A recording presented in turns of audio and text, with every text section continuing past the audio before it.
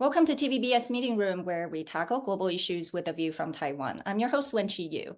Since the Trump administration, there's been a paradigm shift in the US-led post-Second War free trade economic order. Industrial policy, trade tariffs, and to a certain extent, protectionism have now dominated the global economic conversations. Today's guest is Matt Goodman, who leads the Geoeconomic Studies program at the Council on Foreign Relations. He's a former director of international economics at the White House National Security Council during the Obama and Bush administrations. Welcome, Matt. Thanks. It's nice to be here.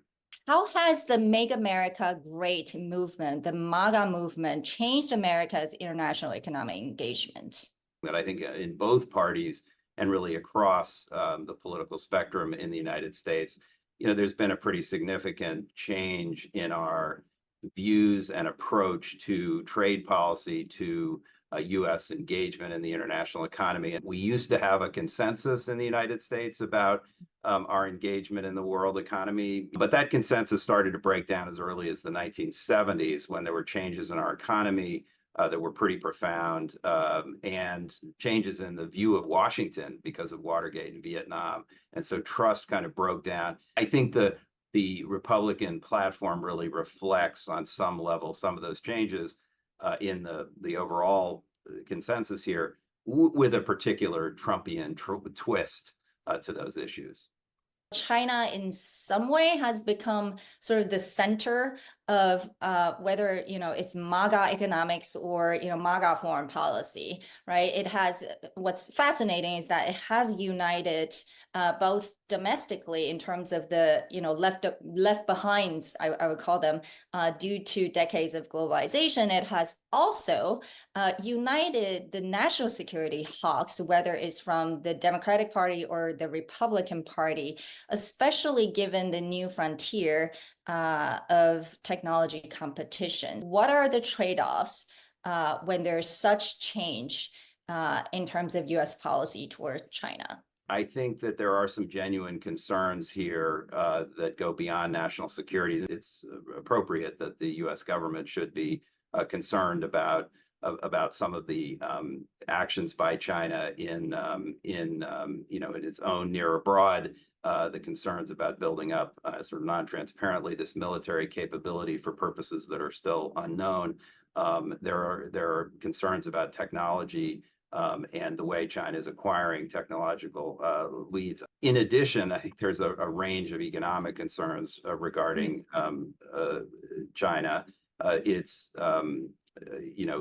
overcapacity, its massive subsidization, and sort of structural imbalances in the Chinese economy, where consumption is underplayed and investment and production are invested in heavily with government subsidies. In a recent interview with Bloomberg, Trump said that Taiwan took away all of America's semiconductor businesses.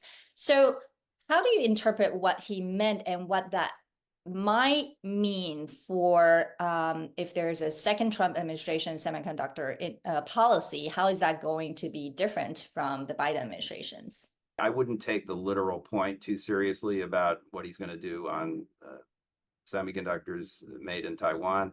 I think it's more a reflection of his general sense that we're being taken advantage of in some way. We all know that the CHIPS and Science Act has been very popular, I would say, among industry leaders from everyone I talked to.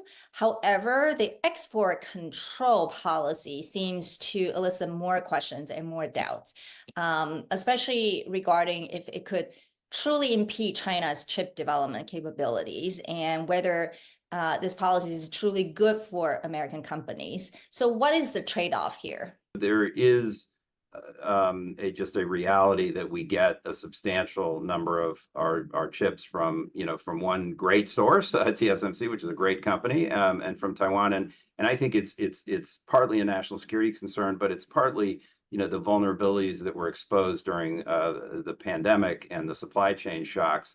There's a concern that we shouldn't be so reliant on any one place for such an important item. And so I think in both parties and across the political spectrum, again, I think there is a belief that we ought to be trying to diversify supply chains for things like semiconductors. That doesn't mean hollowing out of Taiwan is a policy objective and of either party really, and it doesn't mean that Taiwan always is it's a zero-sum loss for Taiwan.